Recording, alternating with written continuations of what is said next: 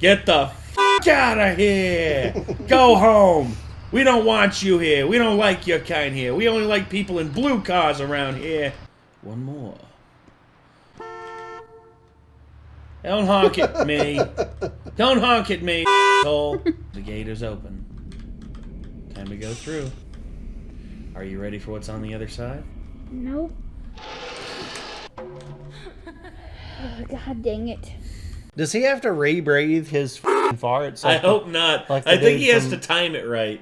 I think he has to time it right in order for it to not get into his ventilation. What's that movie, Man on Mars, where the guy farts in the spacesuit and there's a line connecting the two astronauts together? Yeah. And he's like holding the line and his spacesuit's inflating with fucking gas. Do you remember that shit? I remember it.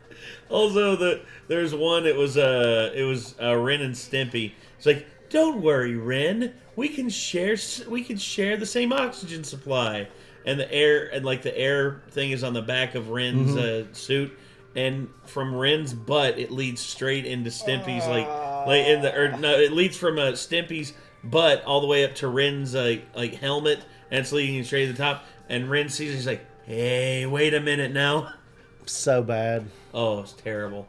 Let's see who amongst these two tragic figures will come out on top in a death battle. Who's gonna come out on top? Yeah. This episode of Death Battle is sponsored. Oh yeah, that. Darth Vader, Dark Lord of the Sith. Obito Uchiha, secret leader of the Akatsuki. Prime examples of how you could die a hero or live long enough to become a villain. He's Wiz and I'm Boomstick. And it's our job to analyze their weapons, armor, and skills to find out who would win a death battle. A long time ago, in a galaxy far, far away, the Iron Fist of the Galactic Empire ruled everything. All thanks to the super powerful super murderer Darth Vader. But beneath his spooky mask lay the husk of former nice guy Anakin Skywalker. As a child among the harsh wastes of Tatooine, Anakin longed to one day free his fellow slaves as a heroic Jedi. Lucky for him, he met Qui-Gon Jinn, a Jedi who believed little Annie was the chosen one and would bring balance to the Force. No pressure, right? So he took him under his wing to become the papa he never had. Or so was the plan, until... Blah. Yeah. Instead, Qui-Gon's apprentice became Anakin's mentor.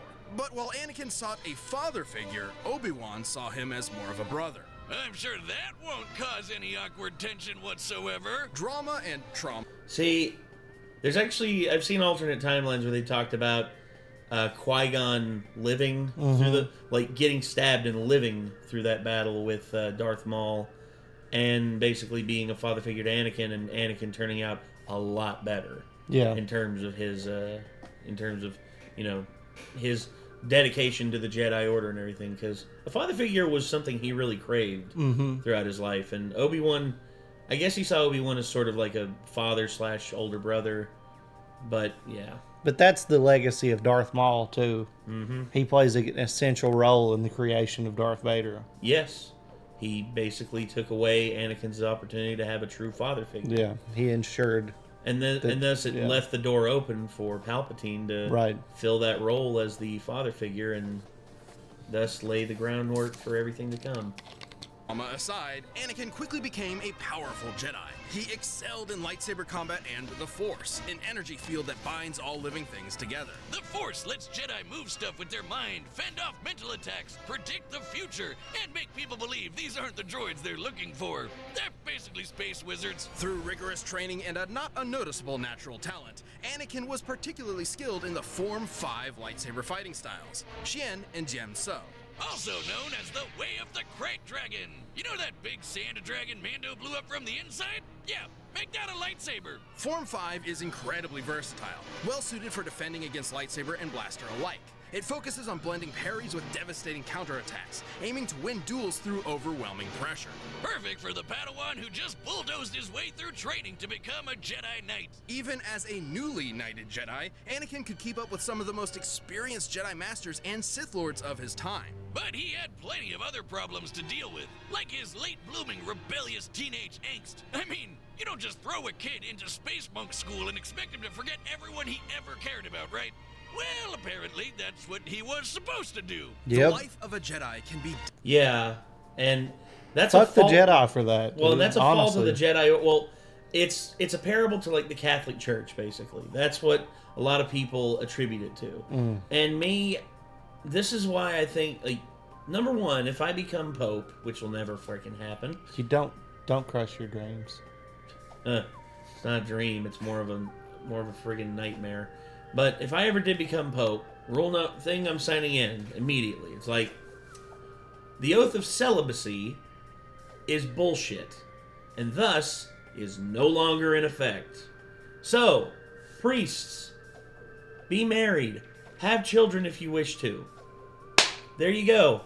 Guess what? That solves. Doesn't make any sense to begin with. No, it doesn't. God It's did not stupid. make that rule. Men No, did. Exactly. Like, so who they gives made a the shit? rule to make these men dedicated to the church, believing that the church is God. No, the church is Far not from it. God. That's not how that works. Yeah. And neither is the Jedi Order. Yeah, the Jedi Order. Well, the thing with the Jedi Order, I think even Yoda was starting to doubt things about the Jedi Order as well.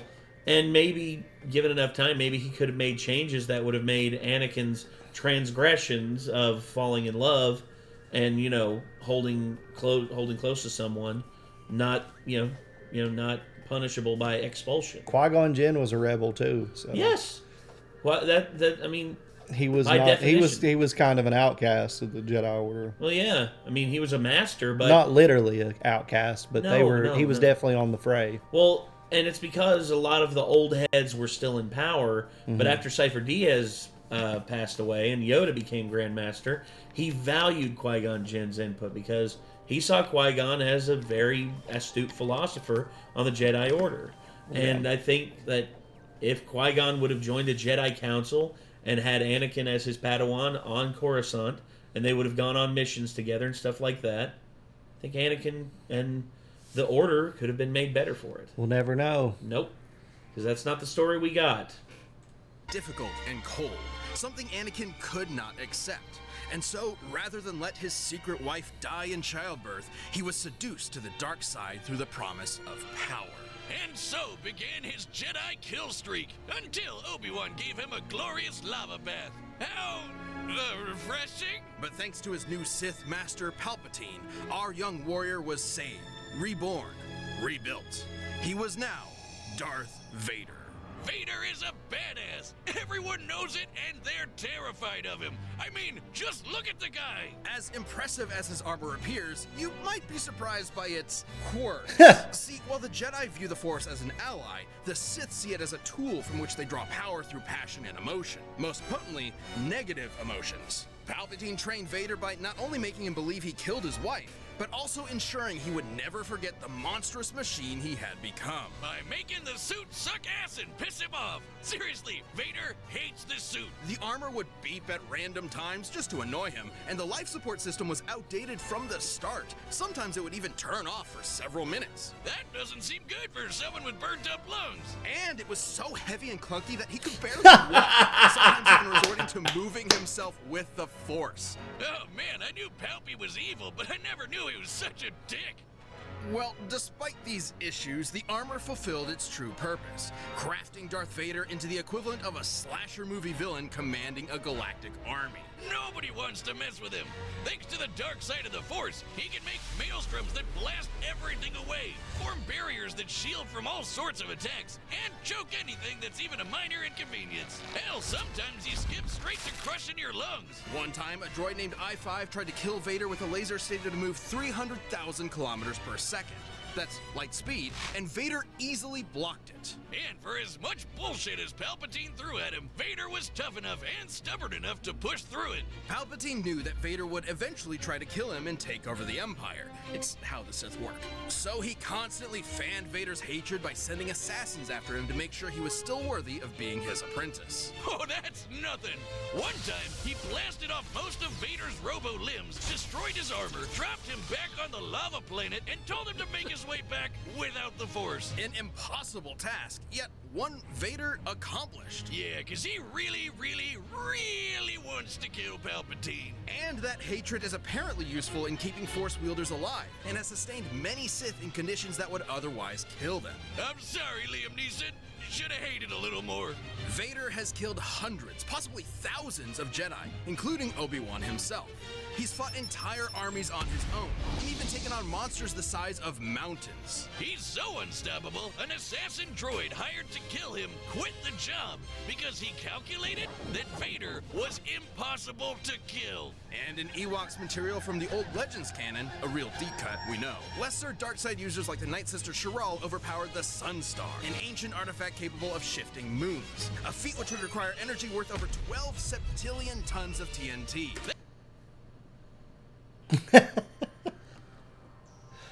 Beyond the power of a Taco Bell fart.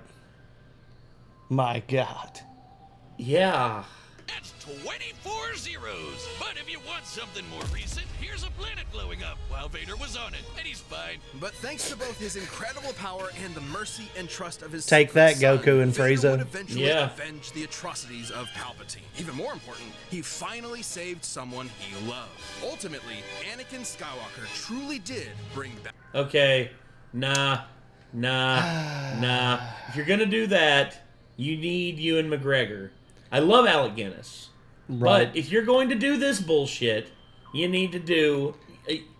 It's dumb. It should be the age they were when they both died. Yes. Or young versions of each of them. Yes. You can't have both. No, And you've got old Yoda and old Obi-Wan there. It should be old Vader. I think so too.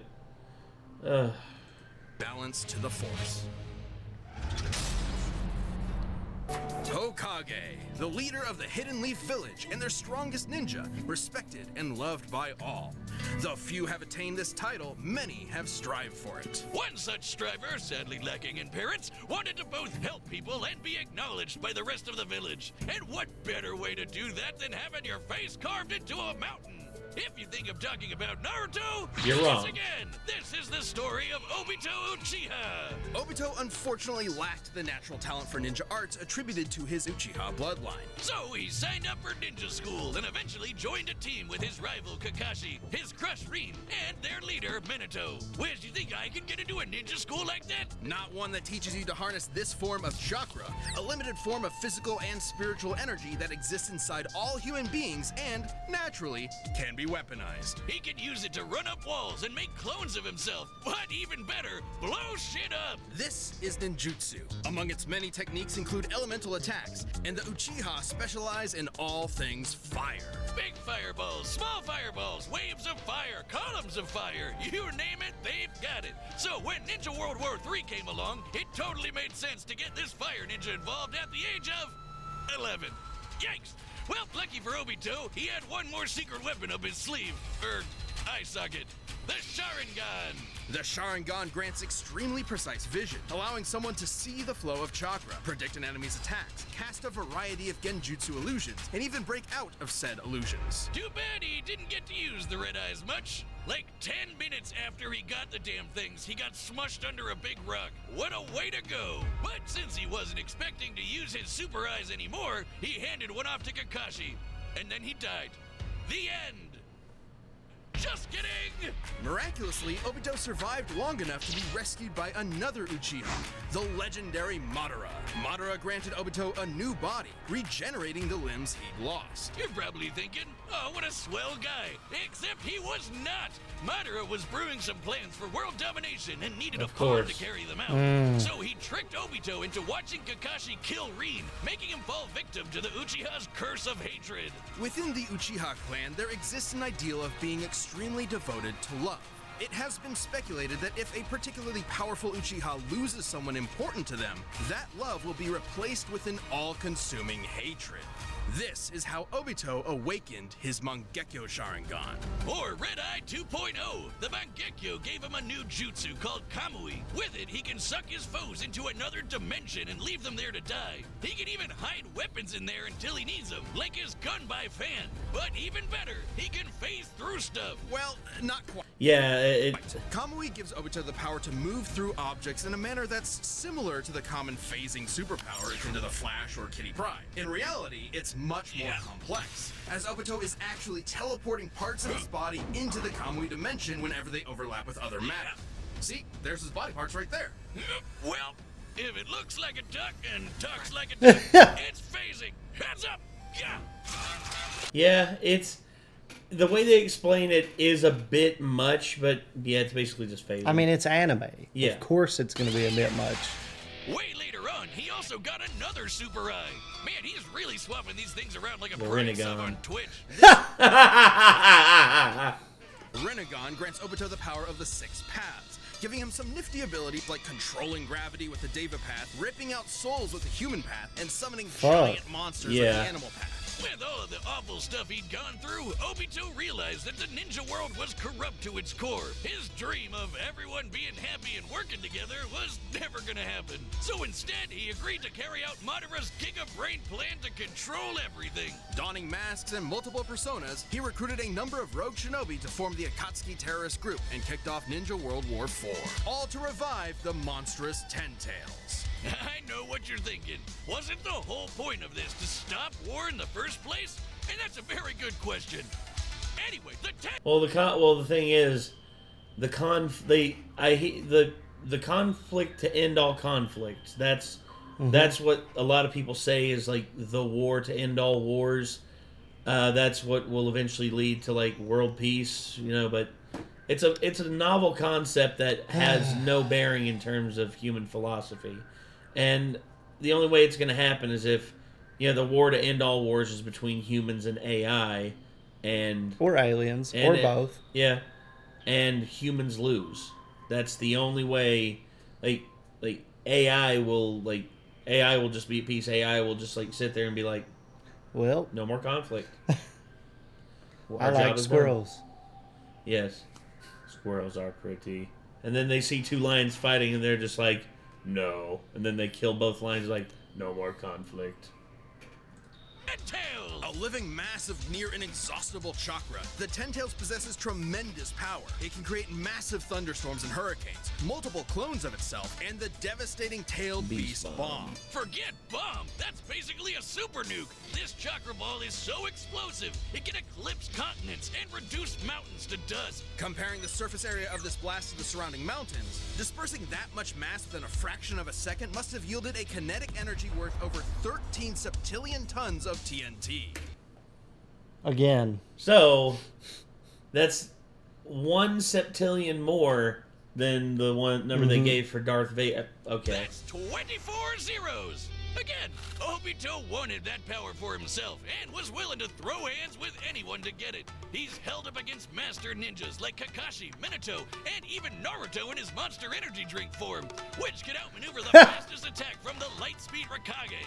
And he far surpassed all of them when he finally sealed the Ten Tails within himself, becoming its Jinchuriki. This little makeover granted him unlimited flight, power rivaling the legendary Sage of 6 Paths, and the truth-seeking orbs. These special little bowling balls can shapeshift into any form the user wants, like a staff, giant arms, an umbrella thing, or this crazy spiral blade that apparently helped shape the whole world. Oh, holy shit, it's huge! The truth-seeking orbs can completely disintegrate anything they touch at both a molecular and spiritual level. Only those with the power of the 6 Paths can resist their effects. Plus, with the Mangle monster in his system, Obito's regeneration got amped to the point where he could survive having half of his body control-alt-deleted away. All cards in his hand, he was ready for the final stages of the Giga Plan. He summoned the God Tree and prepared to launch the Infinite Tsukuyomi, a powerful illusion that would trap the entire world in a never-ending dream. free of conflict and sorrow. But the violent cruelty of the ninja world could only quiver in fear when the anime protagonist walked in the room. After getting one-two'd by some talk no jutsu, Obito saw within Naruto the spirit of his former self, someone who was always trying to help others. And they say his heart grew 3 sizes that day. Obito joined Naruto and Kakashi in saving the world, giving his life to protect his friends. And in his last moments, he entrusted them with reaching the dream he had so long ago. To become Hokage, of which they both succeeded. Though he may have lost his ninja way, Obito Uchiha overcame his hatred and helped realize the world he wanted. Alright. Alright, the combatants are set. We've run the data through all possibilities. It's time for a death battle!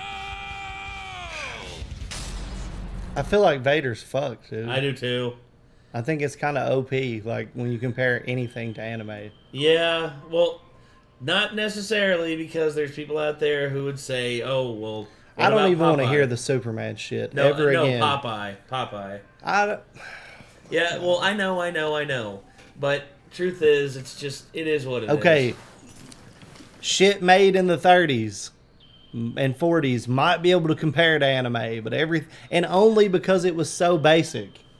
Well, yeah, basic, and also it was ridiculous. I mean, also Silver Age comic characters, like Silver Age Superman, literally was like a realm beyond God. Yeah. I'm like, dear Lord in heaven, man. Like, at that point, it's just like, why even write it? Why even try and do a death battle with him in it? Just call him the answer to everything, man. Yes. But I would say my money is on Obito. Oh, yeah, me too. My money's on Obito. Yep. I am a huge Darth Vader fan, Same. but I just think Obito has way too much at his disposal. It's OP, man. He's It is. way OP. It is. So, you got it right there, everybody. We are now, it's Darth Vader versus Obito, but we know what, in our hearts, we think Obito's going to win. Unfortunately, yeah. So, let's check it out and let's see. I sense your fear, your anger, and a power. I will be taking it. That power will save this cursed world. You'll have to pry it from my cold, dead hands. Then you will die. What?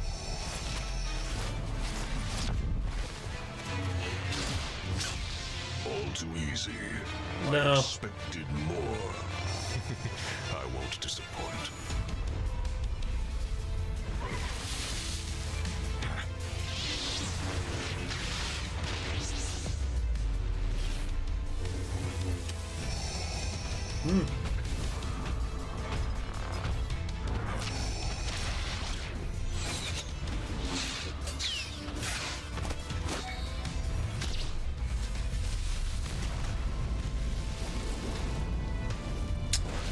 Uh-oh.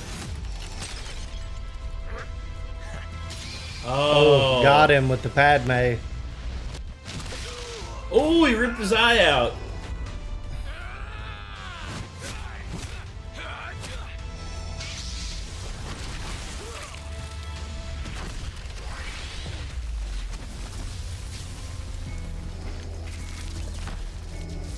You've lost your humanity as well. On the path of the dark side, it is inevitable. Oh, Susano. Or is that the tail beast? That's tail beast. Impressive.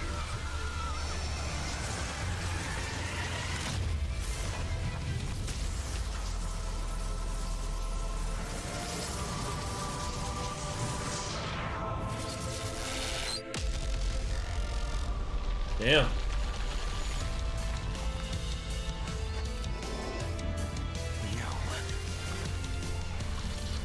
This is inevitable.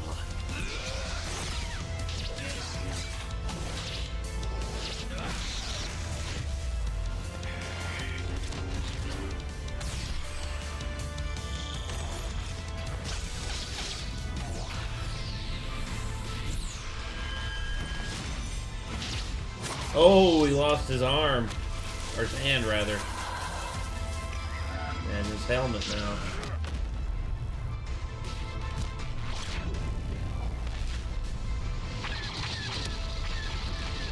Oof. Accept this gift and die. Too late. And yeah, there it goes.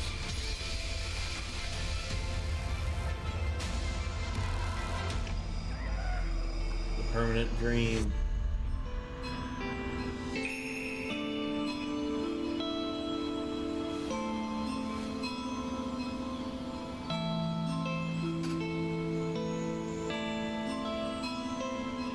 You are liberated from hell. Find peace in the next life.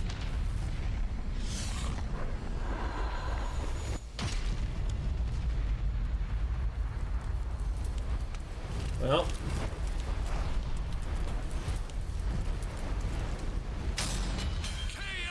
Well, I mean, Yeah.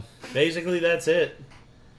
Oh, well, Vader may have been able to beat Obi-Wan, but he just couldn't handle Obi-2. This was a fairly They went there. That was Well, funny. Obi-Wan, Obi-2. Yeah. complex matchup. Both Darth Vader and Obito were roughly even in power and speed, so it truly came down to their skill and arsenals. And boy, did they have some deep bags of tricks. Even some of the same tricks. Both could fend off mental attacks. Both could move things around with their minds. And they both even had options to instantly kill each other. Vader could simply force crush Obito's body, but Obito could just as easily rip out Vader's soul. However, Obito had a few more impressive options available to him, and Yeah. just enough to earn a win. For starters, Kamui made Obito extremely difficult just to touch, let alone injure. And as a Jinchuriki, he could regenerate from half of his body getting destroyed. While the dark side could help Vader survive extreme conditions, it obviously can't regrow limbs. Plus, thanks to his wide array of jutsu, Obito would eventually overwhelm Vader. While chakra may normally be a limited source of energy, unlike the Force, the Ten Tails provided Obito with an unlimited supply. And since chakra is both spiritual and physical energy, this means Obito would be able to fight on indefinitely. Last but not least, Vader's preference for lightsaber combat means that he'd be up close and personal with Obito, right? Which left him vulnerable to getting disintegrated by one of the many truth-seeking orbs, or even worse, sucked up into the Kamui dimension. Yeah, don't forget about that. Not only would he have no way out, he probably wouldn't even be able to tap into the Force while stuck there. Game over. Have fun starving to death, I guess. Wonder how long you can feed on hate. Darth Vader may have had a tenacity that few others could match, but against Obito's similar might, busted regeneration, and overwhelming range of abilities, there was no escape. In the end, Vader's victory just wasn't meant to be. The winner is Obito Uchiha. All right, let's see who's next. Next time. Oh, Oh! Raven Wow. versus Phoenix. Okay. that's crazy. That'll be interesting. Yes, it will.